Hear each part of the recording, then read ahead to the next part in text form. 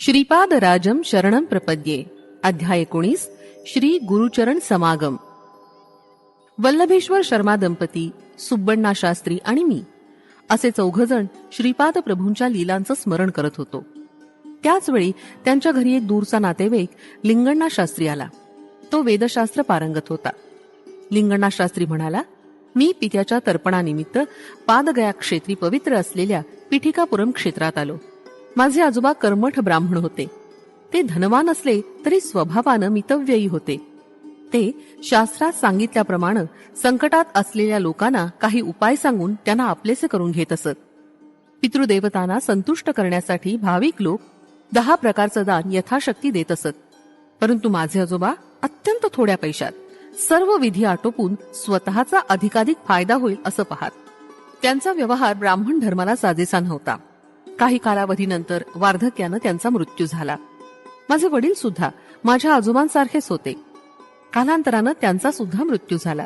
मी मात्र शास्त्रानुसार आणि माझ्या सामर्थ्यानुसार पितृदेवतांचं श्राद्ध तर्पण आदी कर्म करत असे. आमच्या घरी अकारण होणाऱ्या ग्रहकलहांमुळे माझी मनःशांती नेहमी भंग पावत असे. परमशांत स्वभावाचे माझे आप्तमित्र आमच्या घरात पाऊल टाकताच रौद्र स्वरूप धारण करीत. याच वेळी माझी पत्नी रुसून आपल्या माहेरी गेली. माझा मुलगा, मुलगी, जावई या सर्वांनी माझा पदोपदी अपमान करून जीवन नकोसं केलं होतं. माझं जीवन नरकमय झालं होतं. जीवनात धन असेल तर जीवन जगण्यात आनंद वाटतो, परंतु माझ्याकडे तर धन नव्हतंच, शिवाय ग्रहकलह. या सर्वांना कंटाळून मी आत्महत्या करण्याचा विचार केला. परंतु मरणानंतर पिशाच योनी प्राप्त होण्याची भीती वाटत होती. माझ्या मृत्यूनंतर माझी शास्त्रोक्त पद्धतीनं अंतःक्रिया होणार नाही हे निश्चित होतं. एके दिवशी मी गोशाळेतील सर्व साफसफाईचं काम आटपून जेवायसाठी येऊन बसलो. त्या दिवशी सुनेनं विटलेलं अन्न वाढून दिलं. त्याला वास येत होता. त्यात थोडे किडे सुद्धा दिसले.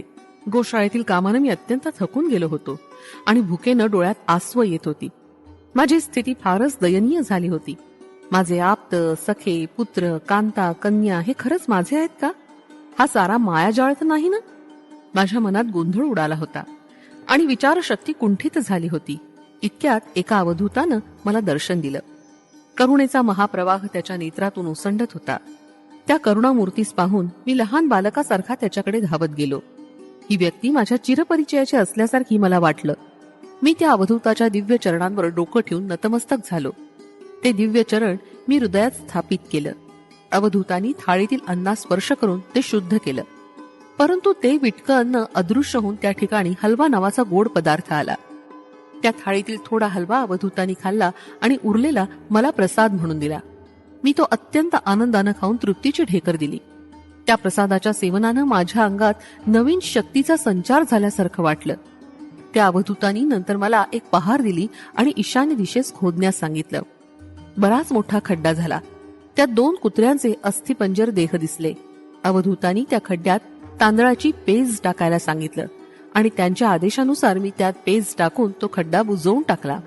त्यावर ते अवधूत म्हणाले, तुझी पिशाच बाधेपासून मुक्तता झालीय आणि तुझ्या घराची आता स्थलशुद्धी झाली. आता तुला सर्व गोष्टी अनुकूल होतील. पादगयेप्रमाणे महिमा असलेल्या पिठिकापुरमहून तुला बोलावणं आलं आहे. तू तत्काळ प्रवासाची तयारी कर. बाकी व्यवस्था मी पाहीन. आपण पिठिकापुरम इथं भेटू. अवधूतांच्या आदेशानुसार मी पिठिकापुरमला जाण्यास निघालो. घरी कोणाला सांगितलं नाही. अगदी अंगावरील एका कपड्यानिशी निघालो. थोडं अंतर जाताच सायंकाळ झाली. एका आमराईत मी प्रवेश केला. तेथील यजमान नरसिंहप्पा यांनी माझं यथोचित स्वागत केलं. खाण्यासाठी आंबे आणि इतर गोड फळं दिली. ती खाल्ल्यानं माझी भूक शांत झाली. त्या आमराईच्या यजमानांच्या विनंतीनुसार मी रात्री तिथंच मुक्काम केला. सकाळी स्नान संध्यादी आटोपून मी पुढे जाण्यास निघालो. तेव्हा नरसिंहप्पानं मला आंबे एका वस्त्रात बांधून दिले. अवधूतानं सांगितल्याप्रमाणे माझी खाण्याची आणि राहण्याची उत्तम सोय झाली होती. त्या अवधूताच्या लीलेचं मोठं आश्चर्य वाटत होतं. त्यानंतर नरसिंहप्पा मला म्हणाला, कालपासून माझ्या स्वप्नात एक अवधूत येतो आहे. तो अवधूत मला म्हणाला, तुझ्याकडे उद्या एक सद्ब्राह्मण येईल. त्याचं उत्तम प्रकारे स्वागत करून जाताना त्याला वस्त्रदान आणि दक्षिणा सुद्धा दे. मार्गात खाण्यासाठी त्याला तुझ्या शेतातले आंबे दे. मला पडलेलं स्वप्न आज खरं झालं. तुमची सेवा करण्याची संधी मला भाग्यानं मिळाली आणि तुमचं दर्शन झालं. मी धन्य झालो. या घटनेवरून मला असं नक्की वाटतं की ते अवधूत साधी सुधी व्यक्ती नसून कोणीतरी दिव्य महापुरुष असावा. मी पुढच्या प्रवासास निघालो. नवीन वस्त्र धारण करून वेदस्मरण करत पुढे चाललो असताना मला माझ्या देहात विद्युत प्रवाह जोरात होत असल्याचा अनुभव आला. त्या विद्युत प्रवाहानं मला एक अनामिक सुखाची अनुभूती होत होती. माझ्यासोबत एक वेद पारंगत महापंडित चालत असल्याचा मला भास झाला. तो वेदातील सावित्री मंत्राचा उच्चार करत होता. मी सुद्धा त्यांच्या बरोबर वेद म्हणत होतो. एवढ्यात तो मला म्हणाला, सावित्री वर्णन मुख्य मंत्र आहे. त्रेतायुगापासून भारद्वाज ऋषींनी सावित्री काटक चयन केलं. ते सुद्धा पिठिकापुरम इथंच घडलं. कधीतरी केलेलं विधान आज सत्य होऊन पिठिकापुरम इथं श्री दत्तात्रय प्रभू श्रीपाद श्रीवल्लभांच्या रूपात अवतरित झाले आहेत. वेद हे अपौरुषीय आहेत आणि ईश्वर निर्मित आहे. वेद पठनाचा अधिकार फक्त ब्राह्मणांनाच आहे. परंतु वेदाध्ययन सर्व वर्णाच्या लोकांना करता येतं. ब्राह्मण कृष्णाची भक्ती करीत, परंतु कृष्ण मात्र ब्राह्मणांचा सत्कार करून त्यांचे पाय धुवून ते पाणी आपल्या शिरावर प्रोक्षण करीत. तुला पिठिकापुरमहून बोलावणं आहे. तू किती भाग्यवान आहेस. तेव्हा मी म्हणालो, अहो महाराज, श्रीपाद श्रीवल्लभ कोण आहेत, त्यांचा महिमा मला वर्णन करून सांगाल काय. अरे बाबा, श्रीपादांचं दर्शन सर्व पापांचं क्षालन करणारं असतं. ते साक्षात दत्तात्रय प्रभू आहेत. त्यांची जन्मभूमी पिठिकापुरम क्षेत्र आहे. पूर्वयुगात ज्या ज्या वेळी धर्माला ग्लानी आली त्या त्यावेळी परमेश्वरांनी पृथ्वीवर मानवी अवतार घेऊन सज्जनांचं रक्षण आणि दुष्टांचं हनन केलं. त्या काळी विष्णुदत्त आणि सुशिला हे एक पुण्यवंत दंपती राहत होते. सुशिला एक साध्वी स्त्री असून आपल्या पातिव्रत्यानं आणि साधना सामर्थ्यानं ती सती अनसूये समान होती. विष्णुदत्त एक अत्यंत विचार आचार संपन्न सच्शील ब्राह्मण होता. त्यानं आपल्या साधनेनं आणि विद्वत्तेनं अत्री ऋषीप्रमाणे स्थान प्राप्त केलं होतं. या उभय दाम्पत्यांनी सती अनसूया आणि अत्री मुनींबरोबर तादात्म्य स्थिती प्राप्त करून घेतली होती. ही स्थिती निराकार असून नेत्रांना अगोचर असते. त्याचं वर्णन शब्दांनी नाही करता येत. या स्थितीचा अनुभव मात्र घेता येतो. विष्णुदत्त आणि सुशिला पुढील जन्मात सुमती राणी आणि अप्पळराज शर्मा या रूपात जन्मास आले. त्यांनी केलेल्या तपाचं फलस्वरूपच त्यांना श्रीपाद वल्लभ रूपानं एका दिव्य पुत्राचा लाभ झाला. अप्पळराज हे भारद्वाज पुत्राचे अपस्तंभ शाखेचे कृष्ण यजुर्वेदी ब्राह्मण होते. पूर्वयुगात लाभात्र नावाचे एक वैश्य मुनी होते. ते श्री मातेच्या वासवी कन्यका अवतारात तिचे पिता भास्कराचार्युलू होते. श्रीपाद श्रीवल्लभांच्या अवतारात सुमती महाराणीचे पिता होते. तू पिठिकापुरमला त्या महान पुरुषांचं दर्शन घेऊ शकशील. तुझं उत्तम आदरातिथ्य करून दक्षिणा वस्त्रदान दिलेला शेतकरी पूर्वजन्मात पिठिकापुरम मधील व्यंकटप्पय्या श्रेष्ठी आणि त्याचे वडील सुब्बरामय्या श्रेष्ठी यांच्या घरी सेवक होता. परमपवित्र अशा सुब्बरामय्या श्रेष्ठींच्या घरी सेवा करण्याचं आणि ते पवित्र अन्न ग्रहण केल्याचं फलस्वरूप तो एक वतनदार होऊन सर्व सुखांचा लाभ घेत होता. पिठिकापुरम मधील व्यंकटप्पा श्रेष्ठी नरसिंह वर्मा हे दोघं श्रीपाद प्रभूंना अत्यंत प्रिय होते. त्यांना श्रीपाद प्रभूंच्या वात्सल्य भक्तीचा लाभ झाला होता. कर्मबंधन हे सर्व बंधनात अत्यंत क्लिष्ट बंधन आहे. यज्ञ करताना चुकून जरी पवमान घट फुटला तर यज्ञ करणारा ब्राह्मण शीर फुटून तत्काळ मृत्युमुखी पडतो असं शास्त्र वचन आहे. परंतु सध्याच्या काळात पवमान घट फुटला तरी यज्ञ करणाऱ्या ब्राह्मणास काही होत नाही, याचं कारण काय, असा प्रश्न श्रीपाद प्रभूंना शिष्याने विचारला. तसंच वेदशास्त्रात सांगितलेल्या यज्ञफल स्वरूप शुभ घटना घडतात, परंतु अशुभ घटना मात्र घडत नाही, त्याचं कारण काय. श्रीपाद प्रभू म्हणाले, पुत्रा, सध्याच्या काळात यज्ञ संपन्न करताना विद्युत पदार्थ तितके प्राणघातक नसतात. यज्ञ करणारे पुरोहित उत्तम साधक असावे लागतात. त्यांच्याजवळ योगाग्नी भरपूर प्रमाणात असावा लागतो. त्या अग्नीनं पवमान घटातील विद्युत जळू शकते. महायोगी असणाऱ्या पुरोहितानं शास्त्रविधीपूर्वक यज्ञ केल्यास त्याचं फळ चांगलं मिळून विश्वाचं कल्याण होतं. परंतु असं न घडल्यास यज्ञाची प्रक्रिया घडते, परंतु वेदशास्त्रोक्त फळ मात्र मिळत नाही. यज्ञादी कर्मात देण्यात येणारी दक्षिणा रुपये 16,16,01,116 अशा संख्येतच दिली जाते. यात सुद्धा रहस्य दडलेलं आहे. गोत्र हे पितृसंबंधित असतं. हे सृष्टीच्या अंतापर्यंत बदलत नाही. धर्म हा 7 पुरुषांमध्येच फिरत असतो. सपिंड हे मातेशी संबंधित असतं. विवाहयोग्य मुलगा आणि धन ही 2 उत्तम कर्माची फळं आहेत. स्त्री हे अग्निरूप असते. ती प्रकृतीत आवश्यकच असते. श्रीपाद श्रीवल्लभ अद्वैत मताचे पुरस्कर्ते होते. ते आदिशंकराचार्यांप्रमाणे पक्षपात रहित होते. गुणभेद नसणाऱ्या श्रीपादांना कुलभेद मुळीच नव्हता. आदि शंकराचार्यांनी आपली हेमविद्या सत्वगुणी ब्राह्मणाला न देता रजोगुणी असलेल्या गौड कुळातील लोकांना दिली. शंकराचार्यांना वाटलं हेमविद्या जर ब्राह्मणांना दिली तर ते धनाच्या मोहानं त्यांच्या इष्ट धर्माचं पालन करणार नाहीत. शंकराचार्यांप्रमाणेच श्रीपाद प्रभूंनी जाती, वर्ण, मत, वय यांचा भेदभाव न करता प्रत्येकाच्या योग्यतेनुसार अनुग्रह दिला. पृथ्वी, आप, तेज, वायू आणि आकाश ही पंचमहाभूत आणि मन, बुद्धी, अहंकार ही अष्टधा प्रकृती जड स्वरूप आहे. एक हे चित्र प्रकृतीचं प्रतीक आहे. 2 पासून 10 पर्यंत असलेल्या 8 संख्या जड प्रकृतीच्या द्योतक आहेत. 0 हे ब्रह्मतत्वाचं दिग्दर्शक आहे. 9 या संख्येत पूर्ण पृथ्वीच्या कार्यकलापाचं रहस्य दडलेलं आहे. श्रीपाद श्रीवल्लभ हसून म्हणत 2 चौपाती देवलक्ष्मी आणि 2 पोळ्यांसाठी भिक्षा मागत असत. हे 2, 4, 9, 8 या संख्येचं प्रतीक आहे. स्वामींच्या बोलण्यात नाना अर्थ दिसून येत.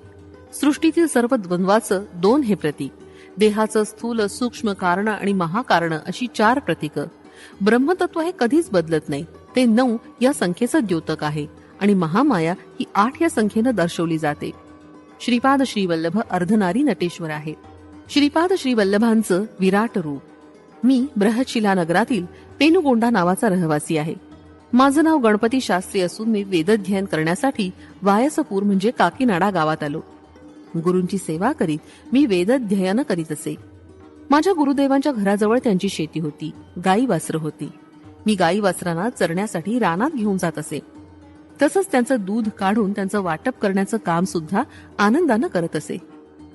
एके दिवशी मी गायींना घेऊन गेलो असताना मला 10 वर्षाचा एक अत्यंत तेजस्वी बालक दिसला. तो आमच्या शेतात आला. त्याच्या गळ्यातलं जानवं पाहून तो ब्राह्मणच असावा असा दृढ विश्वास वाटला. मी त्याला म्हटलं, तुझ्या गळ्यात जानवं दिसतं, तू कोण आहेस? त्यावर तो बालक म्हणाला, मीच आहे. सृष्टीतील सारी तत्व माझ्यातच सामावली आहेत. सर्वांना आधारभूत असणारा तो मीच आहे.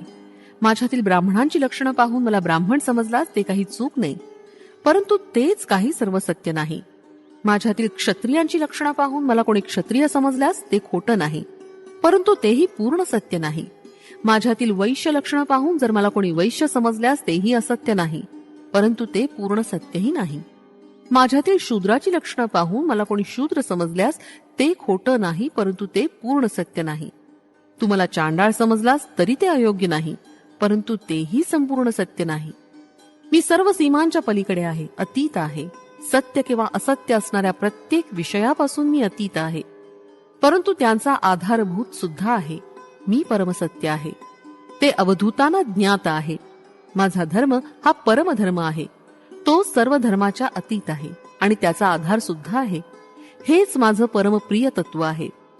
सृष्टीतील जीवात असणाऱ्या प्रेमतत्वापेक्षा हे सुमधुर आहे एवढंच नव्हे तर ते सर्वांचा आधार आहे. तू आणि मी पुरुष असलो तरी स्त्रियांप्रमाणे वर्तन करतो. स्त्री असली तरी ती पुरुषांप्रमाणे वर्तन करते. अर्धनारी नटेश्वर या 2 रूपांनी एकत्र असलेला मी, मन, वाचेस अगोचर असून दिव्यानंद तत्व मीच आहे. इतक्या विलक्षण अशा रूपानं युक्त असलेल्या मला तू कसा ओळखशील? त्या गुराख्यानं असं सांगताच माझ्या अंगात कापरं भरलं. माझ्या मनस्थितीची कल्पना येऊन तो दिव्य गुराखी म्हणाला, आत्ताच मी शनिदेवांशी बोललो. मी या गणपती शास्त्रीस चित्र विचित्र बंधनांनी बांधून त्यास त्रास दिला. त्यावेळी तो मला बंधनातून मुक्त करण्यासाठी विनवू लागला. त्यावर मी म्हणालो, मी याचं कर्मफळ गायीच्या दुधाच्या रूपात ग्रहण केलं. तू अशा बंधनात पडू नकोस. ते ऐकून माझ्या अंगात कापरं भरलं. माझ्या पत्रिकेत या काळात माझी दयनीय स्थिती दाखवली होती. मी काही बोलण्याच्या स्थितीत नसताना तो गुराखी एका गायीजवळ जाऊन म्हणाला, हे गायत्री, मला खूप भूक लागलीये, दूध देशील का? त्या गोमातेनं होकारार्थी मान हलवली आणि तिच्या स्तनातून उष्ण दुधाच्या धारा वाहू लागल्या. त्या गुराख्यानं पोटभर दूध प्यायलं. आश्चर्याची गोष्ट अशी की ती गाय वांझ होती, तरी तिनं त्या गुराख्यास दूध दिलं. तो गुराखी तृप्त होऊन एका आंब्याच्या झाडाखाली बसला. मी त्याच्याकडे पुन्हा एकदा पाहिलं. त्या गुराख्याबरोबर एक 10 वर्षाची शेतकऱ्याची कन्या होती. दिसायला दोघं सुंदर होते. त्यांचं विनोदी संभाषण सारखं ऐकावंसं वाटते. त्यांचे बोलताना होणारे हावभाव नयनरम्य होते. तेवढ्यात व्यंकटप्पय्या श्रेष्ठी त्यांच्या घोडागाडीतून उतरले. त्यांच्याबरोबर एक 10 वर्षाचा तेजस्वी बालक होता. तो श्रीपाद श्रीवल्लभ असल्याचं मला नंतर समजलं. माझ्या गुरुदेवांना ही भूमी व्यंकटप्पा श्रेष्ठींच्या वडिलांच्या स्मृतीप्रित्यर्थ त्यांनी दान दिली होती. त्या भूमीस लागूनच त्यांचं एक विस्तीर्ण शेत होतं. या शेताची पाहणी करण्यास श्रेष्ठी पिठिकापुरमहून वायसपूर या ग्रामात येत असत. श्रेष्ठींना त्या गुराख्याबरोबर असलेल्या शेतकऱ्याच्या कन्येस पाहून आश्चर्य वाटलं. त्या गुराख्यानं आणि त्यांच्याबरोबर असलेल्या कन्येनं श्रीपादांना नमस्कार केला. त्यावेळी श्रीपाद म्हणाले, आजोबा, तुम्हाला एवढं आश्चर्य का वाटलं? आजोबा म्हणाले, त्या दोघांकडे बघ, किती नयन मनोहारी दृश्य आहे. बघणारा आणि जे बघायचं ते दृश्य दोन्ही एकच आहेत. यातील वेदांत विषय मला कळत नाही. तेव्हा श्रीपाद म्हणाले, यात वेदांत काय आहे? श्रीहरी सुद्धा अपरिमित निर्गुण निराकार असून सुद्धा आपल्या मायागतीस पाहून आश्चर्यचकित होतात. ही सृष्टी नवरसानं भरलेली आहे. आश्चर्यपूर्ण दृश्यांची कल्पना करणं हा सुद्धा सृष्टीचाच एक नियम आहे. ज्या ठिकाणी द्वैत दिसतं तिथं वास्तविकतः अद्वैत असतं. तर द्वैत खरं का अद्वैत खरं ते विचार करून सांगावयास हवं. त्या गुराख्याला आणि शेतकऱ्याच्या मुलीला ही सर्व श्रीपाद प्रभूंचीच माया तर नसेल ना, अशी शंका आली. श्रेष्ठींच्या हनुवटीला हलकासा स्पर्श करून श्रीपाद म्हणाले, आजोबा, तुम्हाला शंका कशाची येते? जोपर्यंत तुमच्या घरातील लोक मला विसरणार नाहीत तोपर्यंत माझा सर्व शक्तीसहित अदृश्य रूपानं तुमच्या घरी वास राहील. तुमच्या घरी माझ्या पावलांचे आवाज प्रत्येक साधकास नेहमी ऐकू येतील. अनघादेवी बरोबर असलेले दत्त स्वरूप अर्धनारी नटेश्वर रूपात आहेत, परंतु ते आपणास दिसत नाहीत. तेच तुम्हास श्रीपाद श्रीवल्लभ रूपात समक्ष दिसतात. मी सुमती मातेचा प्रथम पुत्र आहे. मी माझ्या मातेला निक्षून सांगितलं होतं की माझा विवाह करू नका. तसा प्रयत्न केल्यास मी घर सोडून जाईन. श्रेष्ठी राजऋषी असल्यानं त्यांनी मला निष्कलंक भक्तिपाशात बांधून ठेवलं आहे. म्हणून मी अनघा समवेत असलेल्या अनघ स्वरूपात तुम्हाला दर्शन देत आहे. श्रीपादांच्या सान्निध्यात कारणाशिवाय कोणतंच कार्य होत नाही. सृष्टीचे नियम चित्र विचित्र आहेत. कर्म आणि कर्मांची फळं यांची संभावना देशकाल परत्वे ठरत असते. सर्व भक्तगणांना माझ्या आचरणानं, माझ्या लीलेनं, माझ्या महिम्यानं ज्ञानबोध करणं हा सुद्धा माझ्या अवतार कार्याचाच एक भाग आहे. श्रीपाद प्रभू आमच्या बरोबर असं बोलत असताना त्यांची कांती आमच्या समक्षच एका अनामिक तेजानं झळकू लागली. ते नंतर आंब्याच्या झाडाकडे वळले. ते त्या झाडाकडे पाहत असतानाच त्या शेतकऱ्याच्या मुलीची आणि गुराखी मुलाची कांती दैदिप्यमान होऊन ते श्रीपाद प्रभूंच्या रूपात विलीन झाले. वसंत ऋतू नसतानाही कोकिळा आंब्याच्या झाडावर बसून मधुर स्वरानं गाऊ लागली. त्या झाडाला एकच एक फळ लागलं होतं. ते फळ श्रीपाद प्रभूंनी तोडलं. ते कच्चं फळ स्वामींच्या हस्तस्पर्शानं तत्काळ पिकून मधुर रसभरित झालं. ज्याप्रमाणे एक माता आपल्या शिशूस मोठ्या प्रेमभरानं गोड पदार्थ भरवते, जेवणातील प्रत्येक पदार्थ शिशूनं खावा म्हणून त्यास गाणं म्हणून गोष्टी सांगून भरवते, तितक्याच प्रेमानं श्रीपाद प्रभूंनी तो गोड आंबा श्रेष्ठीनं खाऊ घातला. स्वामींच्या प्रेमपूर्ण स्पर्शानं श्रेष्ठींच्या डोळ्यातून आनंदाश्रू वाहू लागले. श्रीपाद स्वामींचे आपल्या भक्तावरील प्रेम सहस्त्र मातांच्या प्रेमापेक्षा श्रेष्ठ होते. त्यांच्या दिव्य नेत्रांमधून कारुण्य प्रेम यांचा वर्षाव होत असताना ते साक्षात स्त्री शक्ती स्वरूपिणी अशा अनघा मातेसारखे वाटत होते. श्रीपाद प्रभूंनी तोडलेला आंबा त्यांच्यासमोर एका आज्ञाकारी सेवकासारखा दिसत होता. श्रीपादांच्या उंजळीतून थोडा वर उडाला त्यावेळी त्यांची दिव्य कांतीच वर उडाल्याप्रमाणे वाटत होती. यावेळी श्रीपाद प्रभू म्हणाले, बी अगोदर असते का झाड अगोदर येतं असा निष्कारण वितंडवाद करत लोक बसतात. या दोघांच्याही अगोदर एक शक्ती असते, ती म्हणजे ईश्वर. त्याच्या संकल्पानुसार बी पासून झाड किंवा झाडापासून बी निर्माण होत असते. त्याच्या अमोघ अशा संकल्पांची कल्पनाच कोणी करू शकणार नाही. मालिन्यानं उदासीन झालेल्या जीवास परमात्मा आपल्याकडे बोलावित असतो.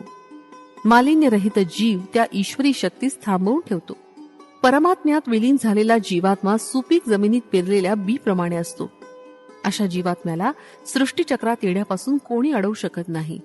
परमेश्वराच्या इच्छेनुसार त्याला शरण आलेले जीव कारण देह घेऊन पुनर्जन्म घेतात आणि दैवी कार्य संपन्न करतात. हे कार्य झाल्यावर ते पुनरपी परमात्म स्वरूपात विलीन होतात. असे हे जीव परमात्म्याच्या अत्यंत समीप राहून अत्युच्च आनंदाचा लाभ घेतात. जीवात्मा आणि परमात्मा यात भेदभाव करणारे जीव सुद्धा कारणदेह प्राप्त करून दैवी कार्य संपन्न करतात, परंतु त्यांच्या स्थितीत बदल होत नाही. द्वैत, विशिष्ट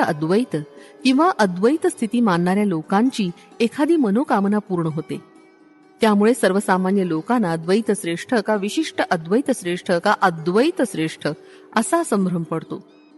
सृष्टी, स्थिती आणि लय या क्रिया प्रतिक्षणी घडतच असतात.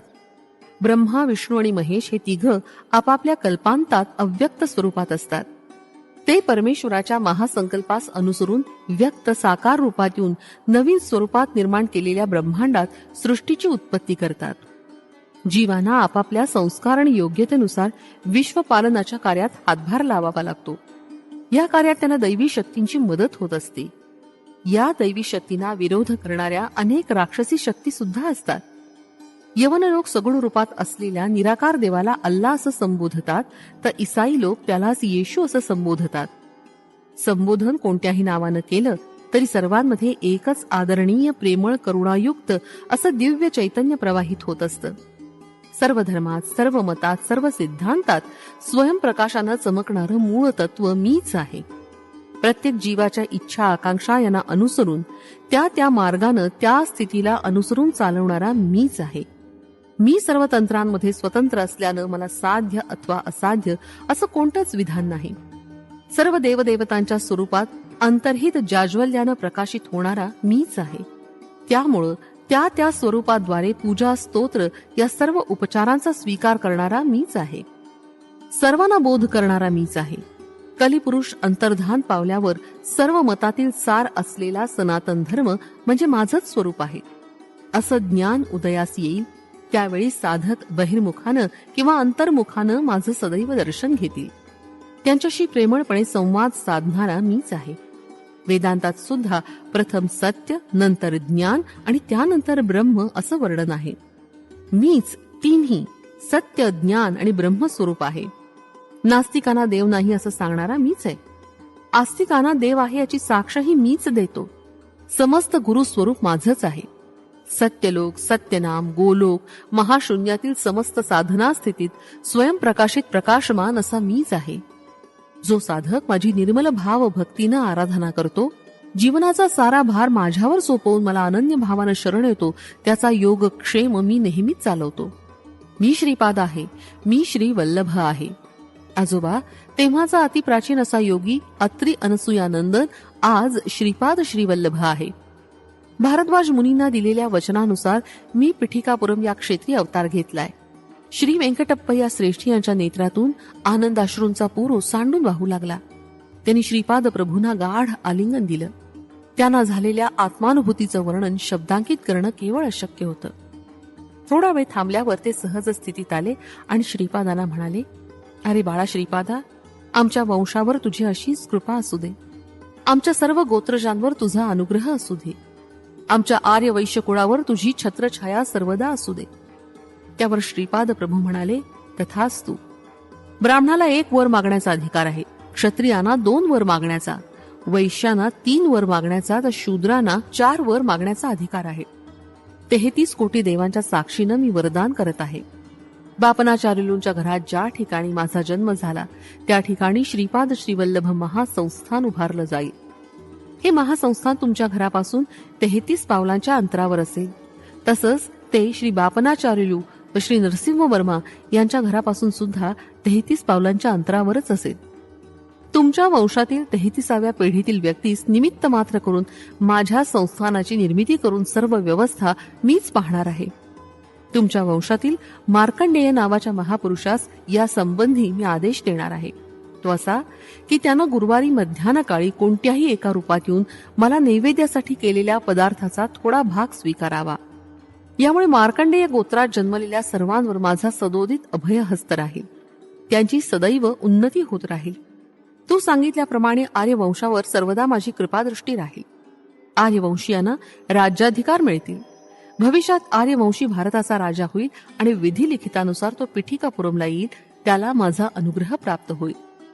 नेपाळ राज्यातून असंख्य भक्तगण पिठिकापुरमला माझ्या दर्शनासाठी येतील.